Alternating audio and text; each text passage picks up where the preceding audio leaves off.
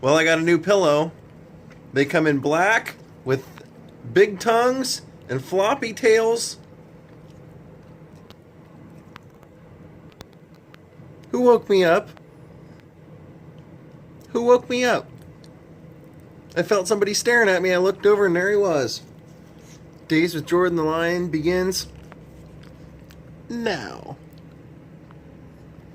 I haven't even had my coffee yet, and this guy and I are out and about. He was making it known that he had to go to the bathroom, so first things first, even before my coffee, it's taking care of this joker. I know what we're going to do today. We're going to go over to what is now called Red Studios, but it used to be Desilu on Cahuenga, and there's quite a history there, of course. We're going to go hit the post office because I have to mail out some of the things that I sold on eBay. All the Patreons went through, and they sent me a list of who I owe Patreon rewards to, so I'm going to be sending out those. And for anybody who is joining Patreon this month or whatnot, like basically till August 1st, whoever is a Patreon, past, present, all that, I'm going to put your names in a raffle, and at the end of the month, I'm going to, as long as it's legal, I'm going to give you my old passport.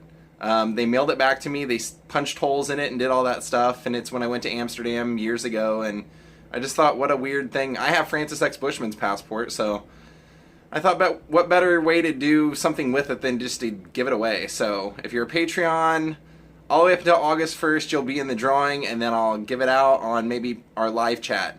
And I'm going to be doing a live chat specifically for the Patreons once a month, and I'll question everybody, find out when's a good time, but probably guessing something like, to make it easy, like, unless it changes the 15th of the month every month, and we'll find a time in the middle of the day when it's good for everybody. So we're going to get my shower, get everything organized, and we're going to head out and do a little adventuring today. Daze with Jordan the Lion begins now. Again. For the second time. I was just about to go walking outside and leave for the day. Looked down at my text messages, and I had a text from my mom saying your donuts should have arrived. So I opened up my door, and this box was sitting right at the front door. The story on these donuts, and they are a little worse for the wear, but every year at this time, my town, Troy, Ohio, has a strawberry festival, and the music boosters, when I was in choir and my brother was in marching band and all that stuff, concert band, their big fundraiser for the year, one of them is making strawberry donuts, and they sell them at this festival. So everybody loves them. They always almost sell out, or sometimes some years they actually do sell out. And my mom always sends me some. And they always show up about like this, but they always taste amazing, so we got some. And it looks like she mailed me some pictures from when I was a kid, too. So what these are actually a lot of photos I took when I went to New York City when I was in high school. These look like the Hollywood, or it was like the, what was it, Planet Hollywood, some of those dresses. And look, I went to the Phil Donahue show, and I met Phil Donahue. Radio City Music Hall. Sorry, I'm trying to kind of just slide him around because I can't really grip him too well, but there we go. Rockefeller Center. Thinking some of these, I went to that deli right next to David Letterman, and there's the back of my sister's head. Well, there's NBC. Because I went to a taping of Conan O'Brien while I was there also. Yeah, there's David Letterman's studio. The Hello Deli. The guy from the Hello Deli and me in my starter jacket. I was probably 14 or 15 right there. The Statue of Liberty. Pretty cool. Thanks, Mom. All right. Even though it's a little bit hot, I'm gonna go out and do all my errands now. First stop's the post office. I want to mail out the stuff I have to mail out. Plus, on the way, I want to pick up some postcards because I'm gonna send out postcards to all of my Patreons just as a hello. And so if you're a Patreon, make sure that your address is updated on the website so I can mail it out to you. And then we're gonna head down to what's now called Red Studios, and Red Studios has went by many different names over its history. It's went by Desilu, it's went by Metro, it's went by Renmar, now it's Red. This is a great story over there, and many, many, many things that you love were filmed there, I promise you that.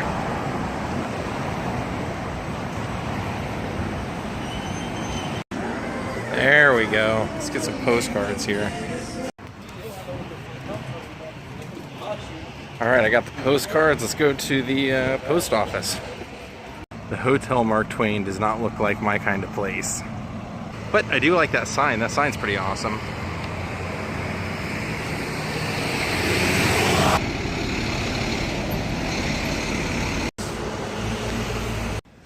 Look at this line. This is ridiculous. Almost there. It's so crazy. I was walking out of the post office, and just as I was getting ready to leave, somebody ran up and gave me a hug. And for those of you who have my music, or you know me very well, it was Nicola. The song about Nicola on the 7-inch record. That was her. Maybe I'll go in there and see if she wants to be on the vlog real quick. This is the Nicola. There, that was Nicola. Now you guys know what she looks like, you know who she is, and she's actually a musician in her own right. She made a really great album. Her name's Nicola Folk. Okay.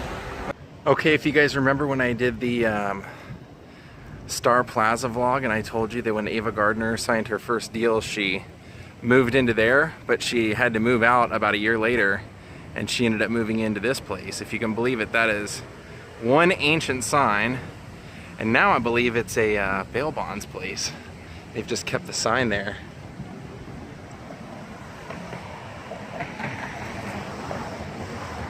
Oh no, it's this apartment building. That's the Wilcox Arms. So somewhere in there, Ava Gardner would have lived. Right across from the Los Angeles Police Department, that's the Hollywood station. So whenever you hear somebody getting arrested in Hollywood, that's where they're getting booked. My friend and I went in there to report somebody hitting him running on his car, and while we were in there so long filing the report, the cops ended up kind of liking us and started telling us stories about how different instances when they got called to the Denny's over there at Gower Gulch because Axl Rose had caused a fight. They told us about having to, when they pulled over Scott Weiland, drunk driving in Hollywood. Another notable rocker that I don't want to mention his name, he got called in here for spousal abuse, and they said it was actually like, this was from the officer that did it. He said, yeah, it was BS. The person, the wife that called him in was always calling about something, and said this guy was so cool that he ended up putting us on his guest list for his concerts. That actually looks pretty good. Evening with John Wilkes Booth.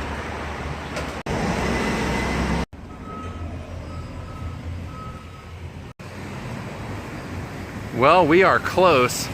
In this television center, Red Studios also used to be Television Center. It's had that many owners.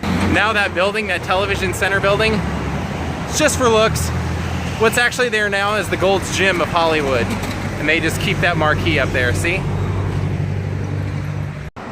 Well, there it is. There's the front and the main entrance. And it goes, basically encompasses this whole block, all the way down here to all the way down here, even though this is the Boys and Girls Club. That's never been part of the studio, but pretty much everything else on this block has been.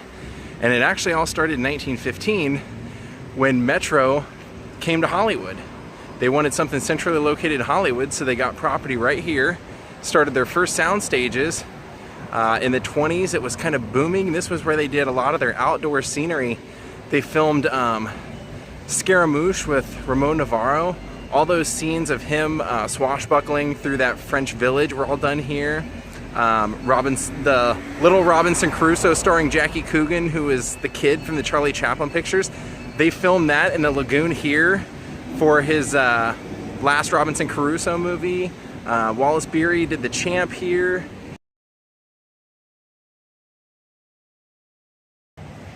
Then in the 30s, they mainly were just renting out the spaces here for kind of any production that needed space. But in the 40s, a lot happened, because what ended up happening in the 40s was Metro, through all of its various changes of Metro Goldwyn Mayer and just the influxes and the changes in the movie making process and the studios, they ended up selling this to like 2 different companies. Actually, they sold it to one company. That company basically did a facelift and renovated a bunch in like 1946, and then they sold it right away. And in 47, for the next like 10 years, or actually not 10 years, I'd say more like 5 years, it just became, like I said, mainly they were renting it out to any production that needed it. Where they kind of got lucky was that the Lucy show was here in 1953. And Desi and Lucy loved this stage and this studio so much that they negotiated a long-term lease and eventually started their whole Desilu Productions, all those various TV shows that they would kind of be known for and have their name attached to would all kind of film here. And I Love Lucy would start filming here in its 3rd season in 1955.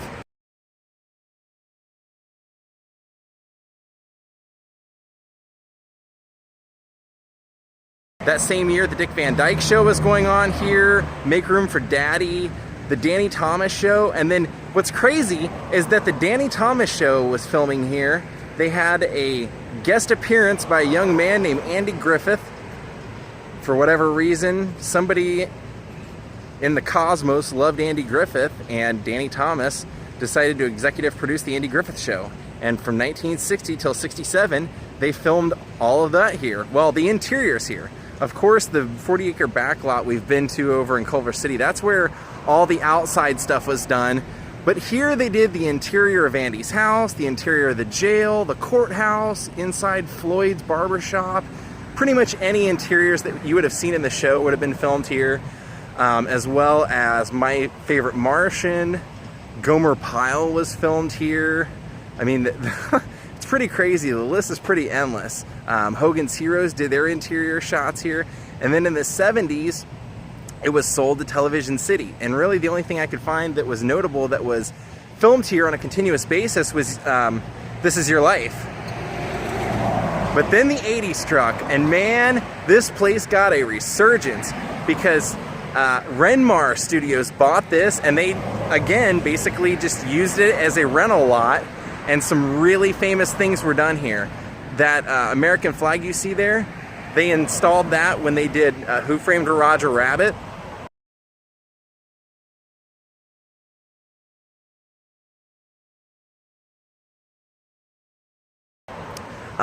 They painted this whole building gray when they did all of that stuff. And then the Golden Girls actually debuted their series filming here in 1984. Madonna did her Material Girl video here. I mean, and then like I said, Who Framed Roger Rabbit was filmed here. Then the 90s, I believe the first season of Seinfeld was done here. Then eventually they did Monk here. They did The Wedding Crashers was filmed here. All the way up to True Blood and Weeds have been filmed here. Now what I want to do is walk around because there's a few things to show you on this property. I can kind of show you what this would have been when it was Desilu. They used to actually, on the side of those barns over there, they had Desilu Productions painted on the side. And then you see right here, I'll get a better shot, right there is the guard shack. That's like the entrance.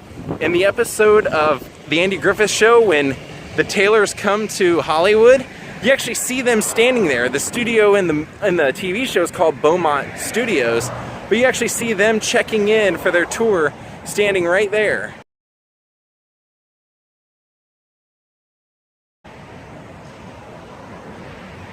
So we're gonna go walk around because I want to show you guys, I believe I know where the Soundstage is that they did all of the Andy Griffith interiors, and then I believe it was Stage 5 that the Danny Thomas Show and Make Room for Daddy were filmed.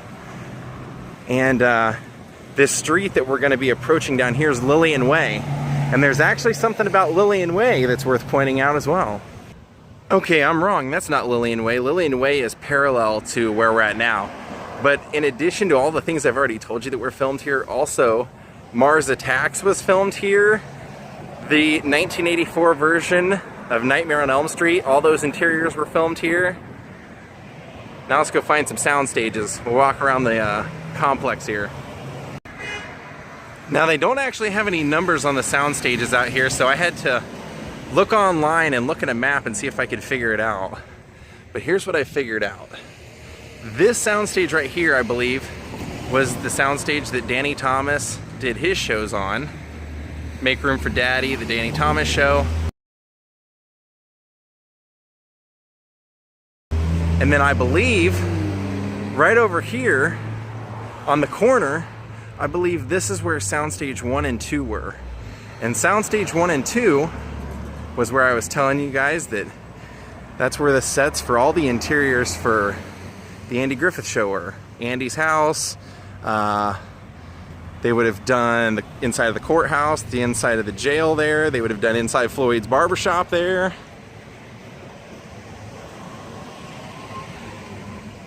But there's one thing they didn't film in there, and it's because it was right around the corner and right across the street. This right here is Lillian Way, and you can see that big D right there. That's showing us that it is now a parking lot, but it didn't used to always be.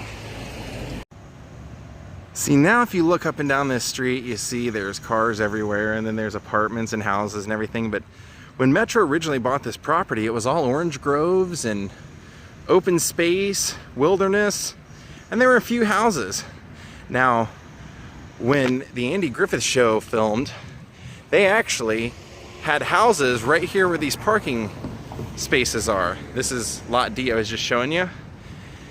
And they had two houses that were, I mean, smack dab right where this driveway entrance is.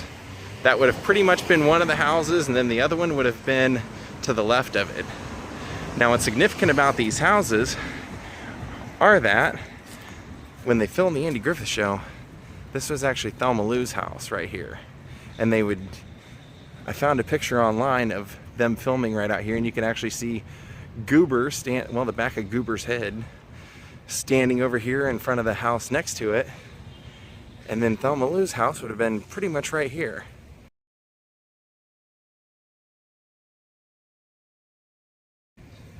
And that's where they would have filmed all those scenes of Barney coming to pick her up. And this is actually the opposite side of the entrance to the studios. So right here in front of us would be stage 1, and stage 2 would have been an entrance connected to that. And then we can see stage 3 right there, which I believe was the Golden Girls stage, if I'm not mistaken.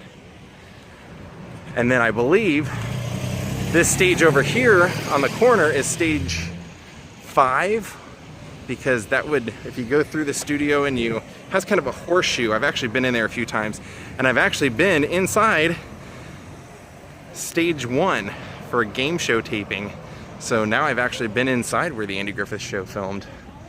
But over here would have been stage 5, and that's where they filmed Gomer Pyle. As well as, I believe, Hogan's Heroes was in that soundstage too. So this would have all been Television City, Desilu, Renmar, Metro, all those. Probably 6, 7 different hands that this studio's switched over to. And then in 1968, I believe is when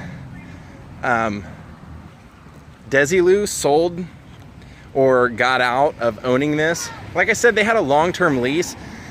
So I don't think it was technically an ownership, but once they were done here, they basically moved everything, all of their productions over to Paramount. The Andy Griffith show would go do its last season over at Paramount. Lucy would go do her shows over at Paramount from then on. So I mean, wrap your head around that.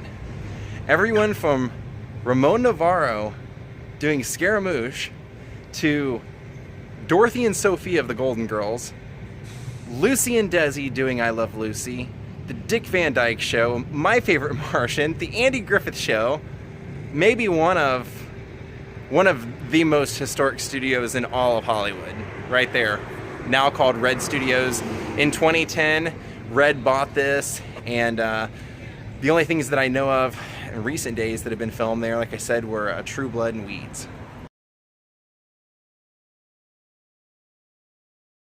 So now this is the side over here next to the Boys and Girls Club, and the only time we ever saw that was in, I think, Gomer Pyle, they filmed some scenes of them walking down the street, walking down the sidewalk. Now, I don't know what the story is, but like I said, the studio takes up the entire block except for just this one corner where the Boys and Girls Club is. And there you can see the divider of it, right there. I don't know why they don't own that additional corner or whether it was donated by somebody. Let's go up and at least look at the guard shack where we would have seen Andy and Aunt B and Opie all being welcomed into the studio in that episode. Would have been right here. Right here in this little side entrance.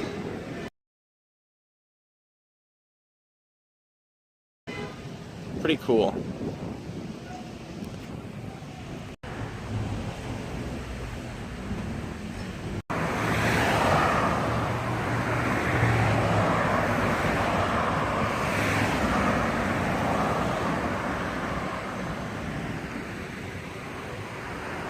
Alright, a few more stops before we go home now. I wanted to stop at this 99-cent store over here, and I always love looking at that sign. That's where Gold Star Studios was. Remember we were just there? I want to go hit this dollar store over here.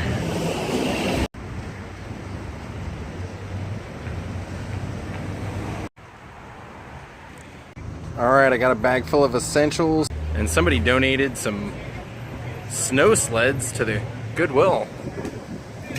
Interesting. I went home and picked up this guy. We're gonna go get some quarters to do the laundry. How exciting. Well, this is interesting. I don't know whether they mean it to be here as an art piece or whether, I don't know, that's interesting. It's a little wood carving and somebody just went ahead and attached it to a telephone pole with a 12-year-old looking for his lost drone. If you saw his drone, return it. Alright, good evening guys. I hope you guys enjoyed the trip over to old Desilu and Renmar Studios. I mean, that was so much history on those grounds. I mean, it's just almost unbelievable. And sometimes I look back at some of the things that I see, like each and every week. Like when I was walking by just Gold Star, and I think, how many things that I now get to see on a daily basis that are so amazingly historic. And I guess I look at all those things and I go, some people in their life would be happy just to see one, and every day I get to see something, so I don't want to take it for granted. And I love sharing it with you guys, so I hope you enjoyed it. I wanted to thank a few donors and Patreons that I got today. Shelly Boone, Carrie Morales, Jody Hollinger, and David Anson Brown. Thank you all for supporting my vlog and what I do, and thank you guys so much, everybody that watches. Have a great night. I'll see y'all tomorrow, and from Hollywood, California, your old pal Jordan the Lion, your old pal on the ground, Jaw, saying, have a good night.